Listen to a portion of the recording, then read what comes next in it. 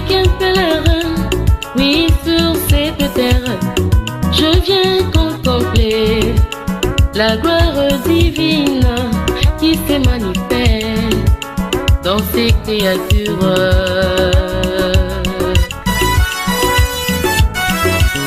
Je ne suis qu'un Spin Poba Tchelele, serviteur de Jésus-Christ et votre frère. Je vous salue tous, les amis de Dieu et les pères, et gardez pour Jésus-Christ que la miséricorde, la paix et l'amour vous soient multipliés partout où vous êtes. Aujourd'hui, le 8 mars 2025, cette journée soit meilleure et que de bonnes choses vous accompagnent au nom puissant et glorieux de Jésus-Christ. Nous sommes là encore aujourd'hui par la grâce et la faveur de Dieu pour vous parler sur ce qu'on avait déjà commencé, les relèvements de l'homme. Et là, déjà, on avait commencé à introduire et à donner des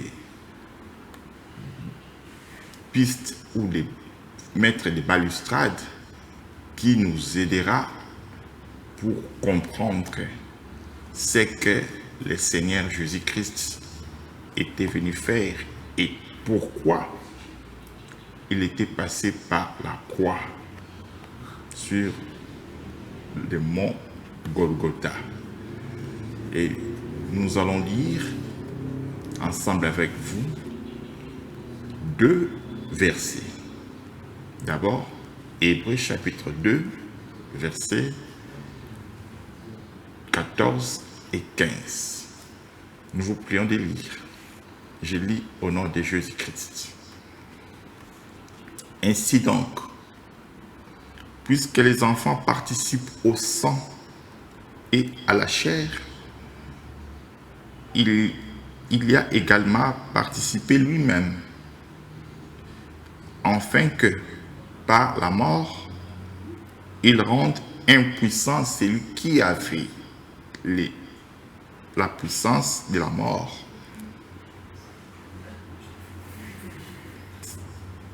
c'est-à-dire le diable. Ainsi, il délivre tous ceux qui, par crainte de la mort, étaient toute leur vie retenus dans la servitude. Nous ajoutons 2 Rois chapitre 6, versets 1 à 7. Les fils des prophètes dirent à Élisée: voici le lieu où nous sommes assis devant toi est trop étroit pour nous. Allons jusqu'au Jourdain. Nous prendrons là chacun une poutre et nous nous y ferons un lieu d'habitation. Élisée répondit: allez. Et l'un d'eux dit: consens à venir avec tes serviteurs. Il répondit: j'irai. Il partit donc avec eux. Arrivés au Jourdain, ils coupèrent du bois. Et comme l'un d'eux abattait une poutre, le fer tomba dans l'eau. Il s'écria: ah, mon Seigneur! Il était emprunté. L'homme de Dieu dit: où est-il tombé? Il montra la place. Alors Élisée coupa un morceau de bois, le jeta à la même place et fit surnager le fer. Puis il dit: enlève-les, et il avança la main et les prit. Parole du Seigneur. C'est vrai, on avait tantôt eu la grâce de parler de ces choses pour dire, lorsqu'elle a fait les fers des fils des rois étaient tombés dans l'eau, les fers représentent tout un peuple qui était tombé dans l'eau en Adam. Donc, tout le peuple se trouvant en Adam était tombé dans l'eau. L'eau, c'est la mort. Et Élisée avait pris un morceau de bois pour jeter à la même place que les fers des fils des prophètes étaient tombés. C'était pour que le morceau de bois puisse aller surnager les fers. Le bois là, c'est l'œuvre que le Seigneur Jésus-Christ est allé faire en acceptant la mort à la croix. Mais c'était pour le but de ramener, de relever tout le peuple qui se trouvait sur les fers qui étaient tombés dans l'eau. C'est par ces langages qu'on avait tenté de parler sur ces choses.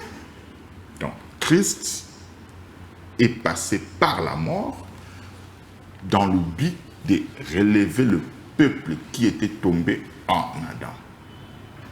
C'est comme ça que la sortie du bois que Élisée avait jeté dans l'eau, c'était pour que l'humanité soit relevée à la croix. C'est ça, c'est que on avait dit tantôt. Et en épinglant aussi les versets de 1 Roi, chapitre 17, verset 12, où la veuve de Sarepta, lorsqu'elle était devant Élie, elle avait un poignet de farine et de l'huile. Elle dit à Élie de ramasser 2 bois pour préparer la nourriture pour elle et son fils. Alors, les 2 bois-là qu'elle était partie ramasser, ça nous parle aussi de 2 peuples. C'est-à-dire l'Israël et les nations. Ce sont là les 2 peuples. Et par notre manière aussi de parler, on était allé plus loin pour faire comprendre aux amis de Dieu le Père, bien-aimé, ça, pour dire l'acte que Jacob avait fait en bénissant les 2 fils de Joseph par rapport au Genèse chapitre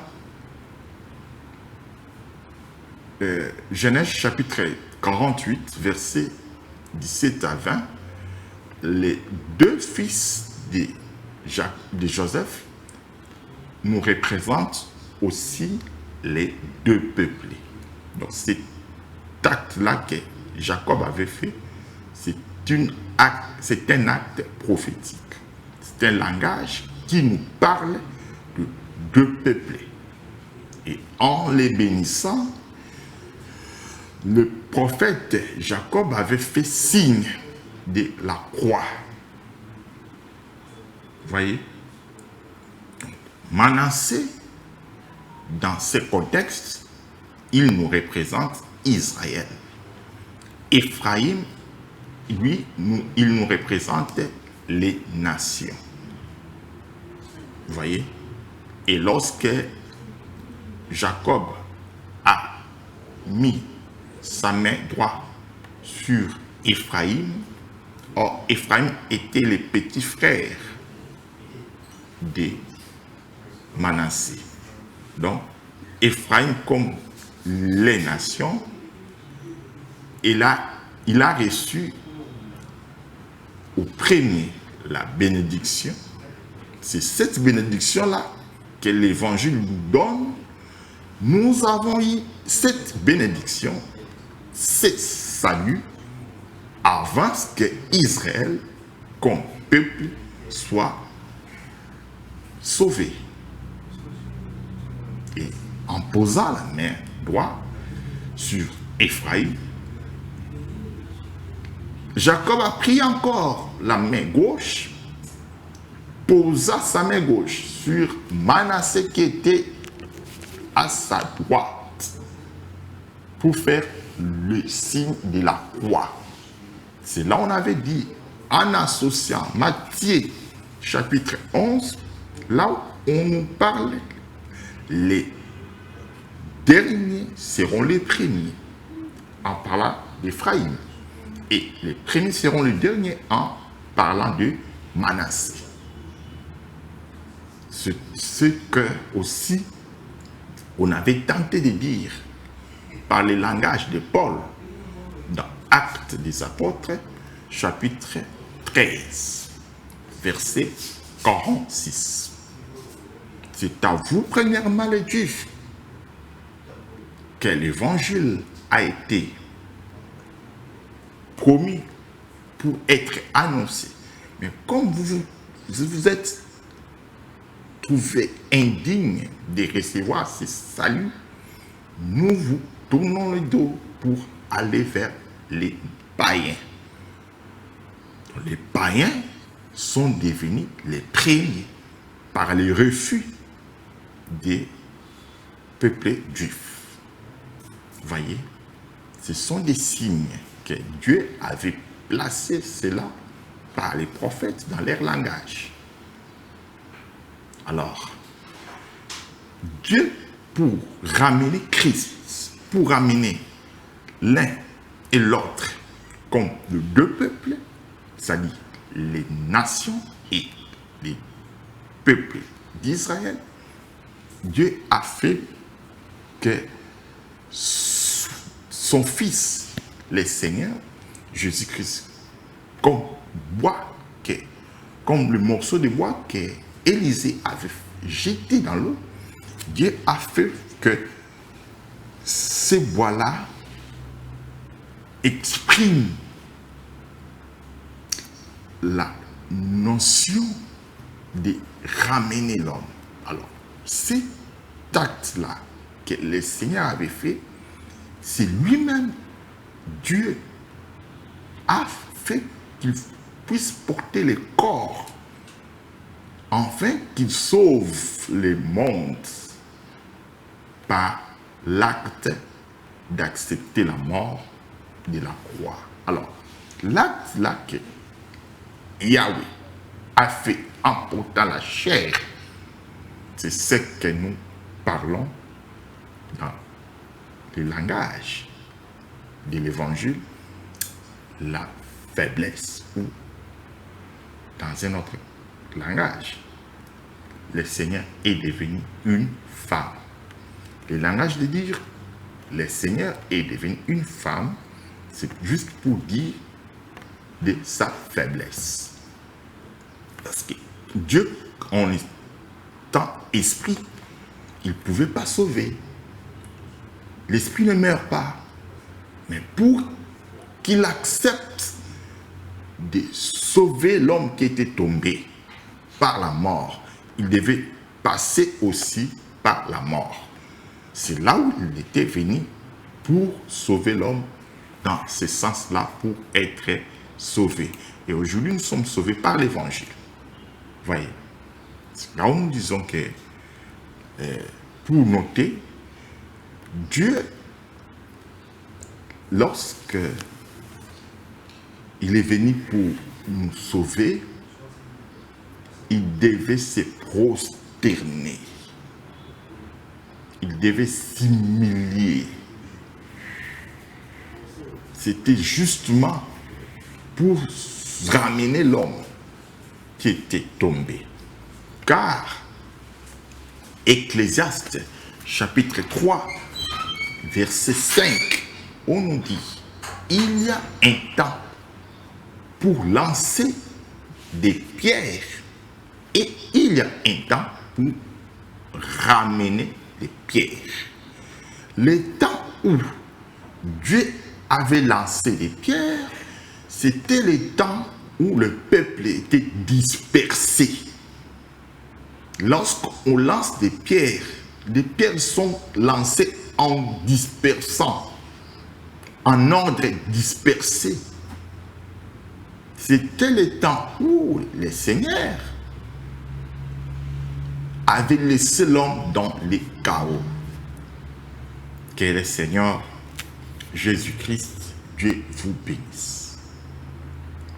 Mais lorsqu'il est venu pour rassembler les pierres, il est venu pour mettre l'ordre, pour unir les deux peuples. Voyez, bien-aimés, c'est comme ça que nous disons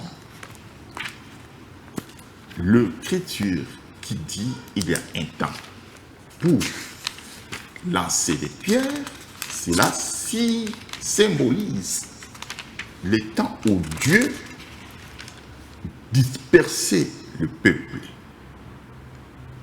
Et le temps où Dieu ramène le peuple, c'est le temps où il est venu accepter de mourir.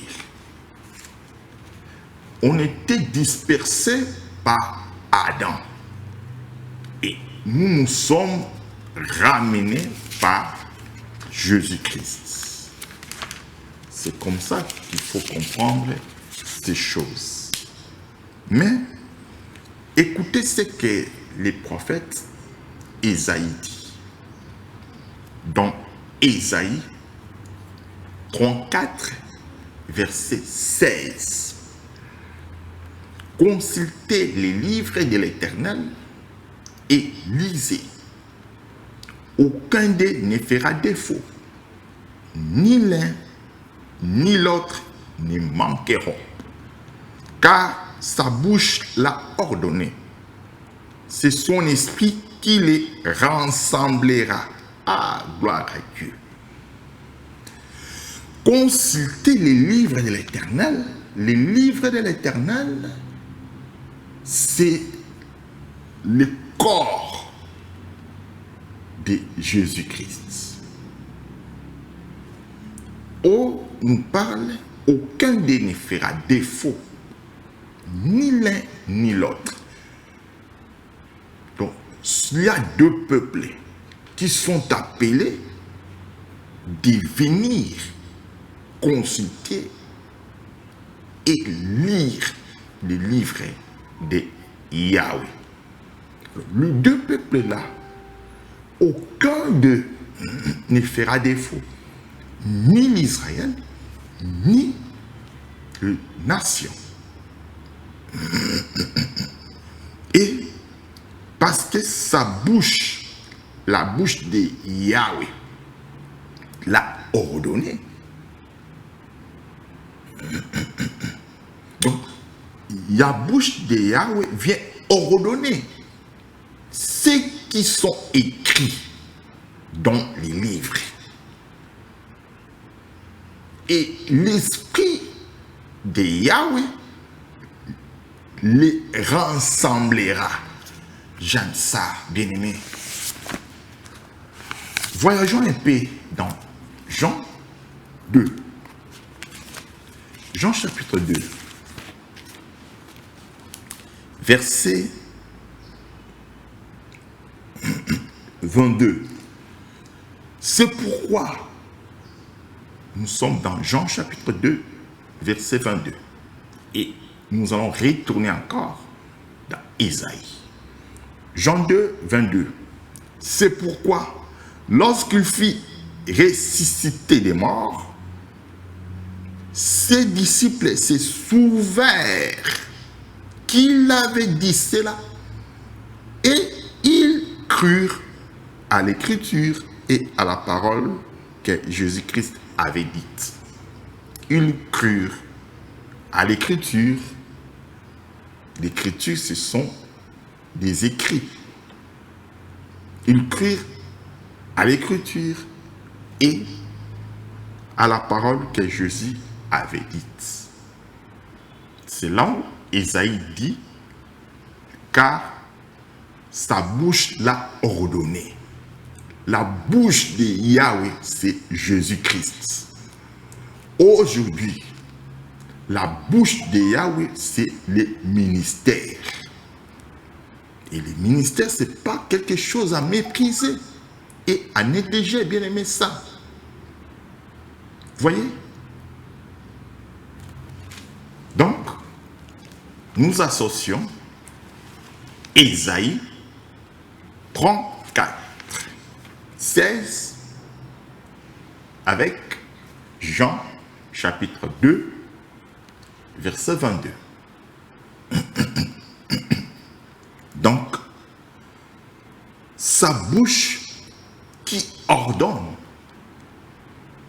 les écrits, c'est Jésus-Christ. C'est lui qui est venu pour rassembler. Et lorsqu'on dit, c'est son esprit qui les rassemblera. L'esprit va rassembler les Écritures. Parce que les Écritures, c'est l'acte de lancer des pierres. Genèse, c'est une pierre. Deutéronome, c'est une pierre. Josué, c'est une pierre. Esdras, c'est une pierre. Malachie, ce sont tous ces livres-là, des pierres que Yahweh avait lancées en dispersant l'ordre. Mais Jésus-Christ est venu pour rassembler ce que Yahweh avait dispersé. Voyez. Et lorsqu'il rassemble,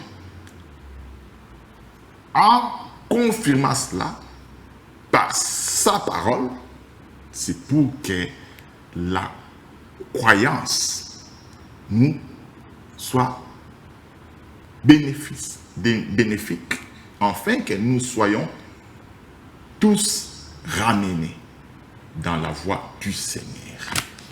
C'est comme ça que nous disons, nous étions autrefois des pierres rejetées, selon Ecclésiaste 3, 5.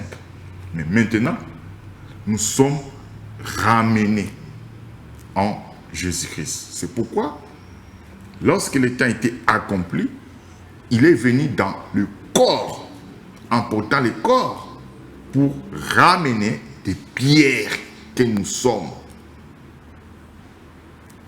pour nous faire entrer dans la maison du salut. Ramener les pierres, c'est relever l'homme de sa chute.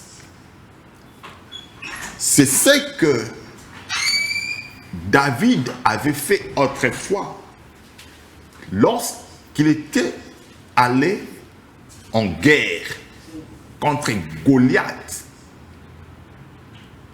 On nous dit dans 1 Samuel chapitre 17 verset 40, David avait ramassé par sa main 5 pierres. Et lorsqu'il a ramassé 5 pierres, il avait mis dans sa gébissière des bergers. On ramasse en posant l'acte de se prosterner. Lorsqu'on ramasse, on se prosterne, on s'humilie. C'est ça l'acte que Yahweh a fait en portant le corps qu'on appelle Jésus. Jésus, lorsqu'il est venu pour ramener l'homme, il s'est humilié. l'acte des similiers dans le langage de 1 Samuel 17, verset 40, c'est ça l'acte que David a posé de ramasser des pierres. Mais c'était pour que la pierre qui était sortie de sa gémissière puisse faire tomber Goliath, afin que la victoire nous soit donnée. Voyez, c'est ce que le Seigneur Jésus-Christ est venu répéter, ce qu'avait dit David sur la croix de Golgotha. Là, Dieu, le Seigneur a triomphé. Voyez, c'est là où nous disons par la grâce de Dieu, lorsque le Seigneur Jésus-Christ est venu pour ramener l'homme, il s'est humilié, il s'est prosterné. C'est ça, dans un autre langage, devenir femme. Donc, femme est là pour se prosterner devant son époux. Voyez, il s'est humilié. Il s'est humilié pour sauver l'homme qui était tombé en Adam. Il en est de même quand nous voyons, selon Luc chapitre 10, nous vous prions encore de lire Luc chapitre 10, verset 30 à 34. De telles émissions, ce sont des émissions où nous profitons pour vous faire plonger aussi avec l'esprit apostolique de lire les Écritures. Jésus reprit la parole. Luc chapitre 10, verset 30 à 34. Jésus reprit la parole et dit: un homme descendu du Jérusalem à Jéricho. Il tomba au milieu des brigands qui le dépouillèrent, le chargèrent des coups et s'en allèrent, laissant à demi mort. Un sacrificateur qui, fortuitement descendu par le même chemin, ayant vu cet homme, passa outre. Un lévite qui arriva aussi dans ces lieux, l'ayant vu, passa outre. Mais un Samaritain qui voyageait, étant venu là, fut ému de compassion lorsque les vit. Il s'approcha et banda ses plaies et bandant ses plaies en y versant de l'huile et du vin, puis il les mit sur sa propre monture, les conduisit à une hôtellerie et prit soin de lui. C'est-à-dire, on nous présente les Lévites, on nous présente d'abord le sacrificateur devant cet homme-là qui était torturé, frappé par les brigands. Le sacrificateur passa outre. Et on nous présente encore le Lévite vient sur ce chemin. Il a vu, mais sans lui porter l'assistance, il passa outre. Mais le Samaritain eut compassion. Voyez, donc, le Samaritain qui ramasser l'homme frappé par les brigands, il devait descendre de sa monture. C'est ça l'acte que le Seigneur Jésus-Christ avait fait. Il est descendu de sa monture pour venir secourir celui qui était tombé en descendant. C'est ça l'acte de s'humilier, de s'effacer, de devenir proche parent de celui qui était frappé par les brigands. Voyez, bien-aimés, c'est comme ça que nous disons. Les véritables Samaritains dont nous parle Luc 10, 30 à 34, c'est bel et bien le Seigneur Jésus-Christ. Il a pris sa monture pour venir sauver l'homme frappé par les brigands. Et cet homme-là, c'est le premier Adam qui vient de Jérusalem en Éden. Voyez, c'est comme ça, bien-aimés saints. Nous vous prions de lire Joël 2, verset 3, puis après, la régie va nous balancer la chanson de notre bien-aimé prophète Jimmy. Mais nous lisons d'abord, juste après la lecture, la régie va nous aider avec notre ingénieur le plus qualifié. Joël 2, verset 3. Devant lui est un feu dévorant et derrière lui une flamme brillante. Le pays était auparavant comme un jardin d'Éden. Et depuis, c'est un désert affreux. Rien ne lui échappe. Les pays dont nous présente le prophète Joël, on nous dit les pays étaient auparavant comme un jardin d'Éden. Les pays qui étaient auparavant comme un jardin d'Éden, dont les prophètes parlent, c'est Jérusalem. C'est là où nous disons, dans un autre langage, l'homme qui était frappé par les brigands, cet homme-là, c'est Adam, qui vient de Jérusalem, qui était Éden. Voyez, selon Joël chapitre 2, verset 3. Les brigands dont nous parlait Luc 10, 30 à 34, ces brigands-là sont des prophètes. Tous les prophètes qui nous ont frappés par leurs enseignements. L'enseignement ou les enseignements des prophètes nous torturaient, nous frappaient, parce que ce sont des enseignements que l'homme ne pouvait pas être sauvé. Mais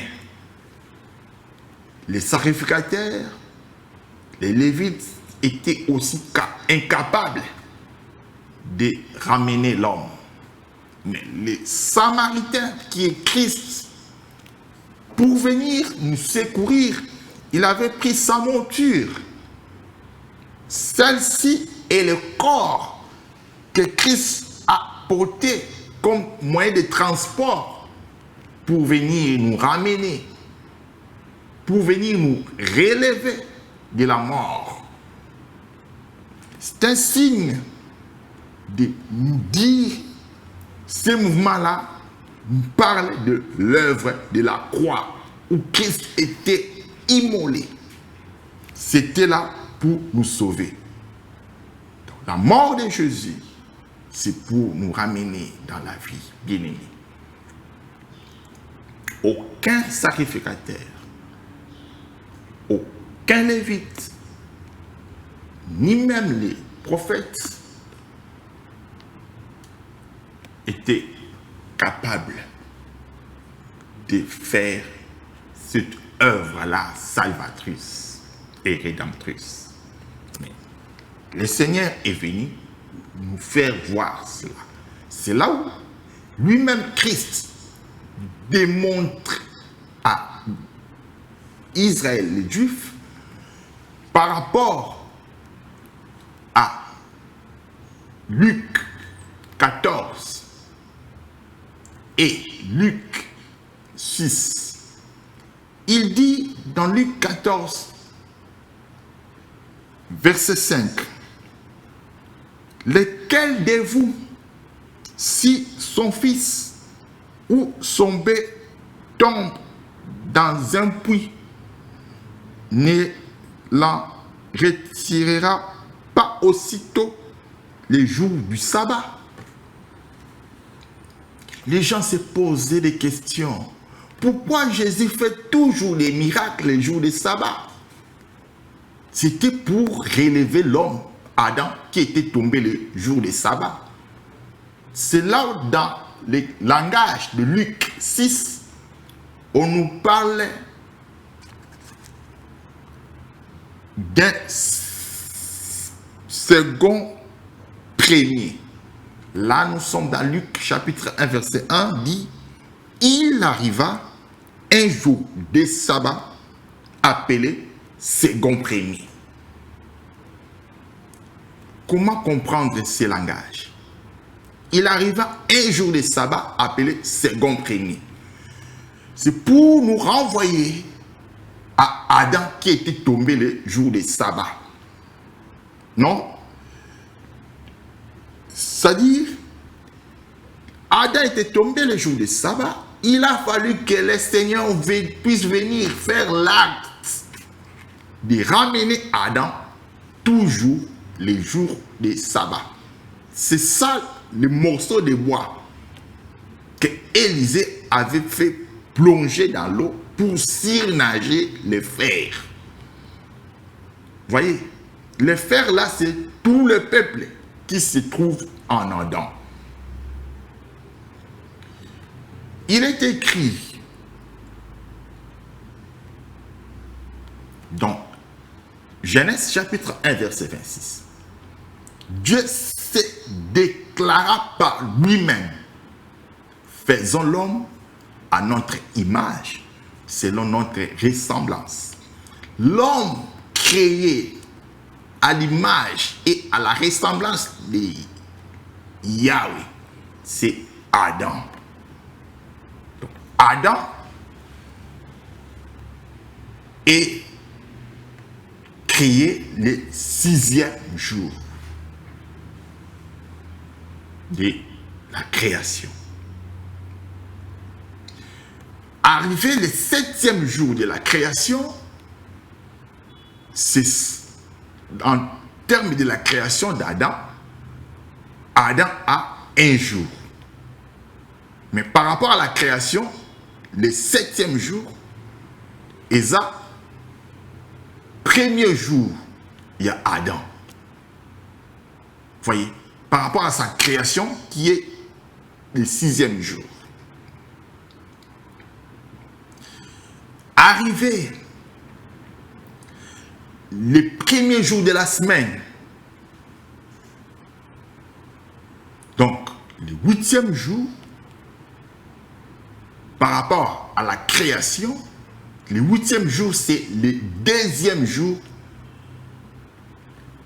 d'Adam. Voyez, nous allons vous faire comprendre et remarquer quelque chose. Pourquoi Dieu avait donné l'ordre de circoncire les enfants mâles le 8e jour? Pourquoi? Et pourquoi lors des offrandes pour l'expiation des péchés se faisait le 14e jour? Pourquoi 8? Pourquoi 14? Voyez, bien-aimés, ce sont des choses spirituelles. Il ne faut pas voir ça à la manière des hommes. Nzamba saka boy 8e jour kaka pamba boy. Non. C'est un Dieu créateur. Il avait tout préparé. C'est un langage. Nous disons, Adam est créé le 6e jour de la création. Adam qui est créé le 6e jour de la création, arrivé le 7e jour, Adam totalise un jour. Arrivé le 8e jour, qui est le premier jour de la semaine, Adam totalise 2 jours. Le 9e jour,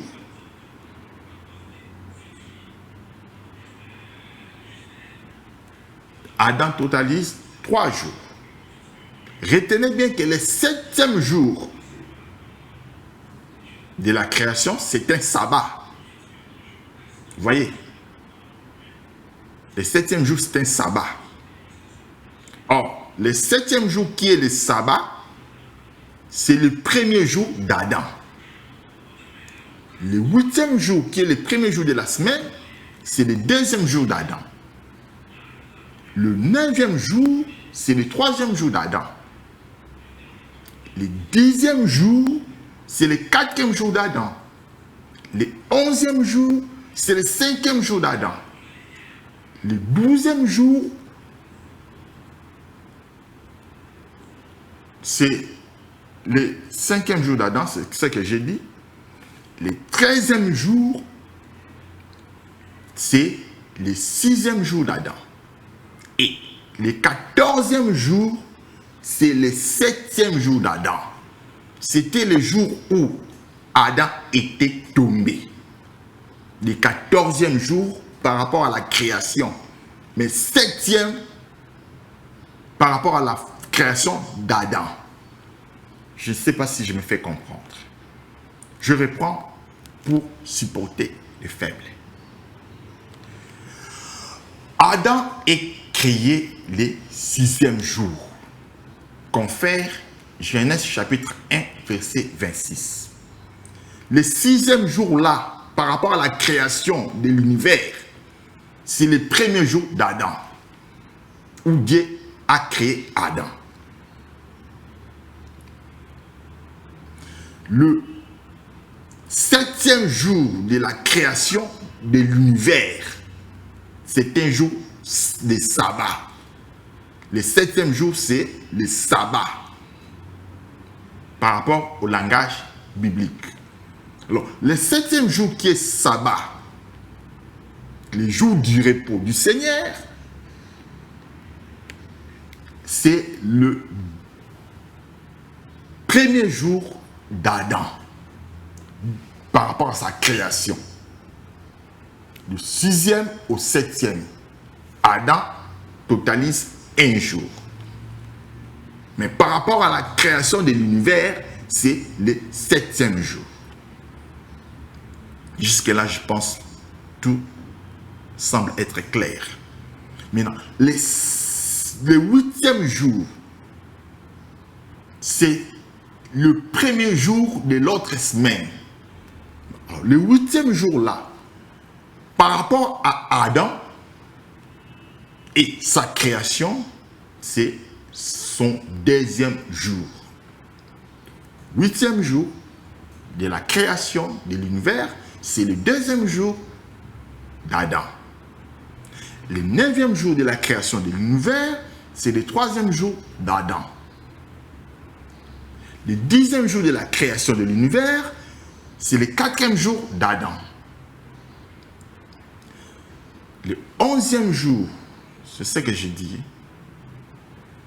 8e jour, 7e jour de la création de l'univers, 1er jour d'Adam. 8e jour de la création de l'univers, 2e jour d'Adam. 9e jour de la création de l'univers, 3e jour d'Adam. 10e jour de la création de l'univers, 4e jour d'Adam. 11e jour de la création de l'univers, 5e jour d'Adam. 12e jour de la création de l'univers, Qu'est-ce que j'ai dit? Je prends ce sens-là. 7, 1, 8, 2, 9, 3, 10, 4, 11, 5, 12, 6,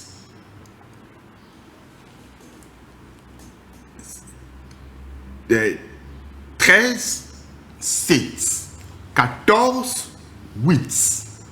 C'est ça. Le 14e jour de la création, c'est le 8e jour d'Adam. C'est le jour où Adam était tombé. Or, le 14e jour par rapport à la création de l'univers, ça tombe aussi un sabbat.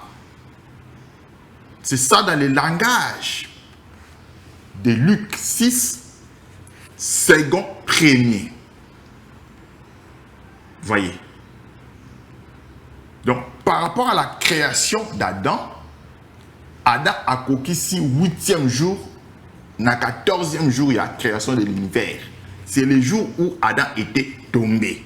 C'est pourquoi, comme Yahweh, depuis l'éternité, avait fait l'œuvre d'immoler son fils. Lorsqu'on immole l'animal, le sang doit couler. Le sang qui a été coulé le 14e jour de la création, mais 8e jour d'Adam, pour que Yahweh puisse venir couvrir avec les peaux, la peau d'animal immolé par Yahweh. C'était l'œuvre que le Seigneur Jésus-Christ est venu faire plus tard. C'est pourquoi dans Luc 14 et Luc 6, Luc 14, 5, Jésus ramène les Juifs en disant, si un bœuf ou un fils est tombé dans un puits le jour des sabbats, qui de vous ne va pas se déranger pour aller retirer son fils ou son bœuf qui est tombé dans un puits le jour des sabbats? Adam était un bœuf dans la bergerie de Yahweh. La bergerie de Yahweh, c'est Éden. Et lorsque Adam est tombé dans sa bergerie, le 8e jour, qui est le jour des sabbats, Dieu avait fait l'œuvre d'immoler un animal pour couvrir la nudité d'Adam. Là, c'était dans l'ombre. Donc, Dieu a déjà commencé à démontrer son œuvre salvatrice depuis l'ombre des choses. Mais l'exactitude de ces choses-là, nous voyons cela en Jésus-Christ. Que le Seigneur Jésus-Christ, Dieu, vous bénisse. Donc, le bédon nous parle. Luc 14, verset 5, c'est Adam. Que le Seigneur Jésus-Christ, Dieu, vous bénisse. Nous allons revenir encore. À la télé comme ça, c'est le temps est tellement court. Et demain encore, nous allons revenir pour clarifier avec d'autres langages simples sur ce point. Que le Seigneur Jésus-Christ Dieu vous bénisse. Quant à moi, je vous dis bye. À très prochaine.